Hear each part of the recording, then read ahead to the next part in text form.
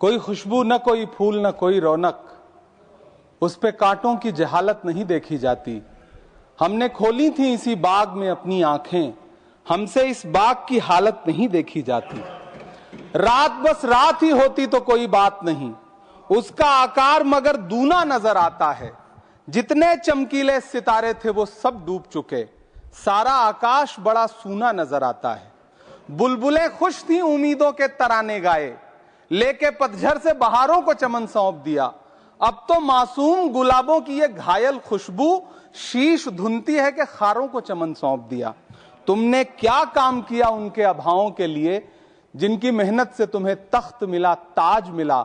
उनके सपनों के जनाजों में तो शामिल होते, जिनके चुप रहने की वजह से तुम्हें राज मिला। उदय प्रताप जी ने बहुत शानदार ये कविता कही है कि कवि की आवाज बगावत पे उतर आई है।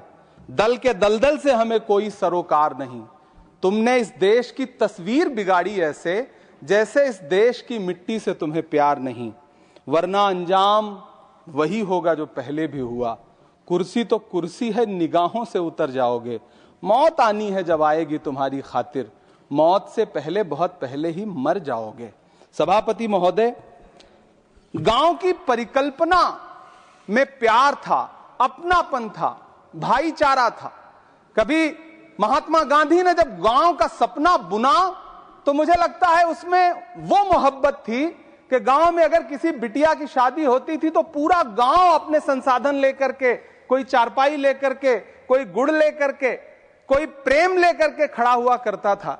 लेकिन पिछले 2014 के बाद से गांव में जो नफरत बो करके विकास किया गया है वो अद्भुत और अकल्पनीय है।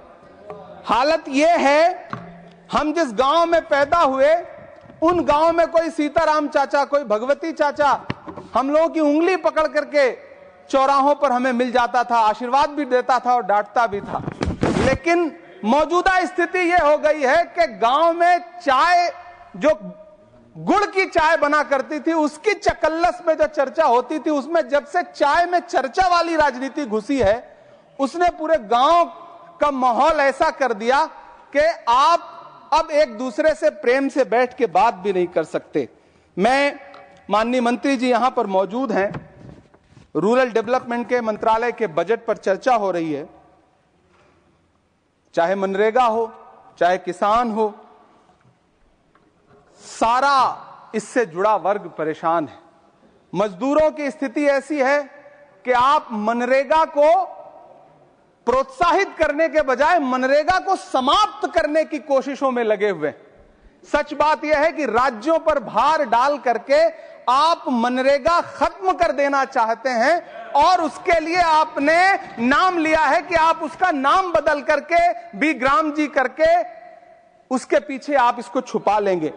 गांव में सड़कों की स्थिति खस्ता हाल है, चाहे उत्तर प्रदेश हो, चाहे मध्य प्रदेश हो, चाहे गुजरात हो, चाहे राजस्थान हो।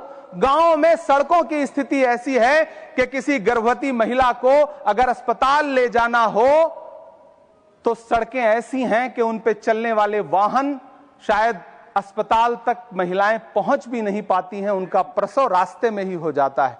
महोदय, गांव में हालत यह है कि किसान आपके सामने सरकार के सामने लगातार अपनी मांगे लेकर के खड़ा रहा, लेकिन इस सरकार ने दिल्ली के रास्ते की तरफ कूच करने वाले किसानों की राह में फूल नहीं बिछाए बल्कि कीलें बिछाई। 750 से ज्यादा किसान शहीद हुए। कीमत तो बहुत बढ़ गई शहरों में धान की, लेकिन विदा न हो सकी बेटी किसान की।